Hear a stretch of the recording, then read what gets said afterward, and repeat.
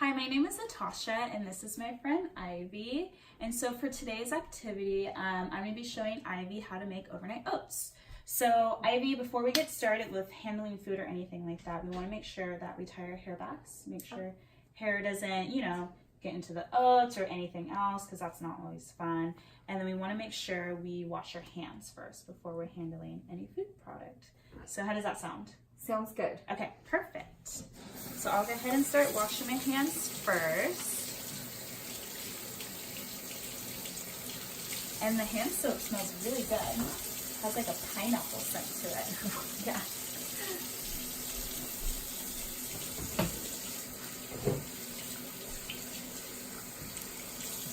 Alright, okay, perfect. And so when you're done with that, we'll go ahead and start. I can actually toss that. Oh, thank you. Yeah, no problem. So Ivy, have you ever made overnight oats before? No. Okay, perfect. So first time for everything. So with overnight oats, the great thing about it is, mornings can be hectic sometimes. Got to get ready for the day, whether it's class or work. And so having something prepared in the fridge really saves on time. And so I'll basically kind of go through the main ingredients we have for today. So we have our old-fashioned oats, and so you want to make sure you get something like this and not like steel cut oats or anything like that. Steel cut just takes longer to cook and not the type we want to use for this. You want to make sure we have some type of liquid. So people can use water, which, I'm not a huge fan of, but using some type of milk, whether it's dairy milk or milk alternative, adds some great flavor as well. And then we're gonna have some sort of fat as well. And so with overnight oats, it's great to have like a nut butter or nuts or something just to make sure you're getting in your omega-3s, stuff like that. And so for today's, lesson, we're gonna be using walnuts. And then, in my opinion, I really like to add yogurt to thicken up the oats a bit. And so we're gonna be adding some Greek yogurt to that as well. And then with any breakfast, whether it's overnight oats or let's say you're making eggs, like I really want to make sure we add some type of fruit to that just to make sure you're getting in those micronutrients. And so for today we'll be adding banana to the overnight oats, and then besides that we'll just top it off with some honey to add some sweetness to it. So you ready to get started? Yes. Okay, perfect. So everything that we talked about, all these ingredients, are going to be added to this mason jar. And so you can buy something like this at Target, or this is actually used to have pasta sauce in it. Oh. Yeah, so it's like, why throw your pasta sauce bottles away when you can just reuse them? So there we go. All right, so to start off, you're actually going to measure about like 2/3 cup of oats. And so you're going to use, this is 1/3. Awesome. So you're going to do that twice. Okay. Yeah, in order to get 2/3.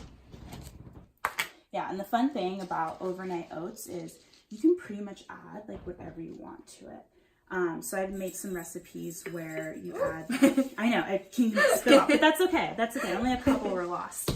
But yeah, I've made some recipes where you add like chia seeds or add berries to get some great antioxidants to it. I've even made some seasonal type recipes where I add like pumpkin puree to it around like Halloween time. You know what I mean? Just that to kind sounds of get so good. festive. Yeah, just to add some great nutrients there. Awesome. So now that we have the now that we have the oats in the jar, you want to add the yogurt next. Okay. And so you want to measure about like 1/3 cup of yogurt into that. So the same. Yes, so you can use the same measuring tool, which is awesome. Get this open. I know, tricky. They make it so you can't open them. And I can toss that for you. Thank you. And the reason why I add yogurt is to not only kind of make it a little bit thicker, but also to add some more protein and some calcium as well. Because with oats, that's more of like a carb type food, and we want to add some more substance to it. So that does add some benefits. And you can just, use a spoon to kind of scoop that in there.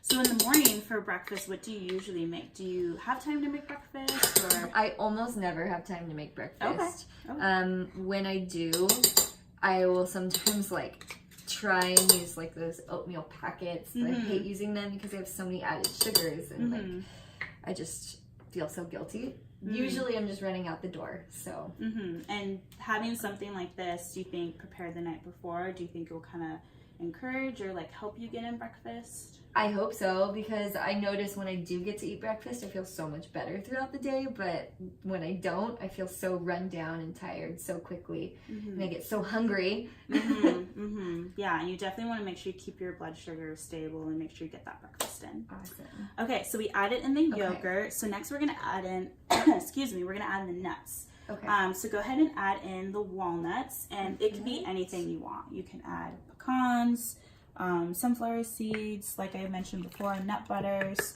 but we'll add that in. Awesome. Perfect.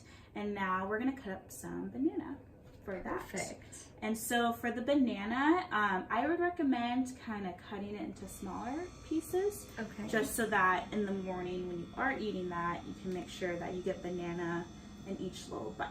So, awesome. So Okay. yeah. Oh, there's the little stringies everywhere. I know, those can kind of get in the way. Okay. So Ivy, do you know, can you name one type of vitamin or mineral that's in a banana?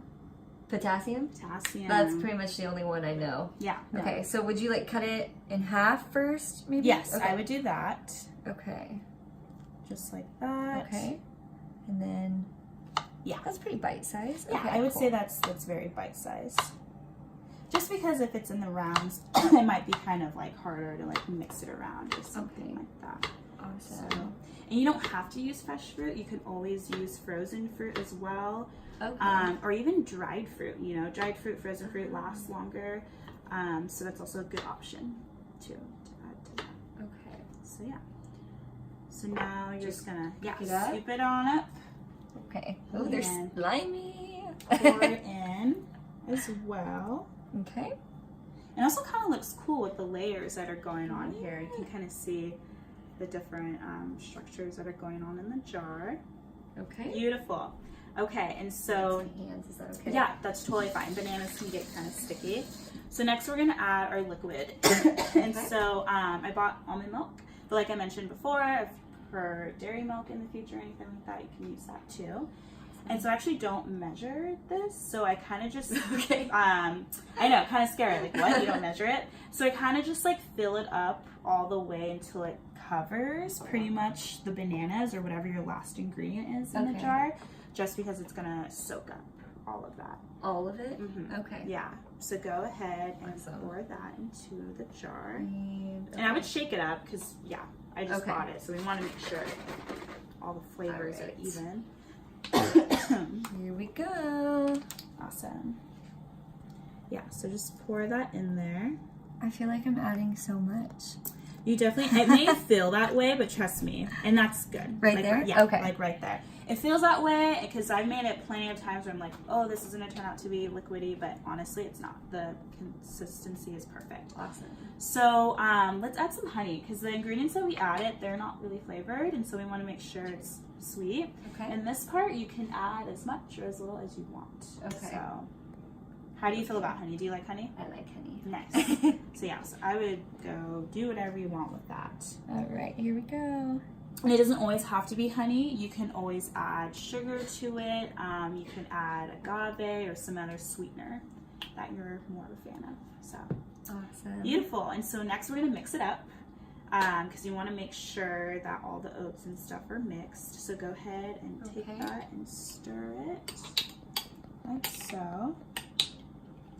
Oh, it's wonderful. I know it's kind of like all weird at first, but are you a fan of like cold oats? I am actually. Okay, nice. Yes. Because I've met some people where they're just kind of like, overnight oats, like they're not a fan. And I'm like, I get it, because usually we're used to having oatmeal as warm type food, but this is definitely nice in the summer too. Okay.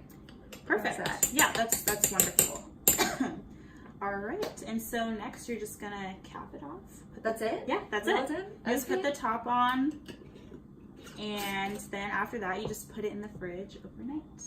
And in the morning, you're done. You got your product. You got your breakfast. I'm so excited to see how they turn out. Yeah, no. So excited. It's gonna be good. You're welcome. Awesome. No problem. So that is our video on making overnight oats. So thank you for watching.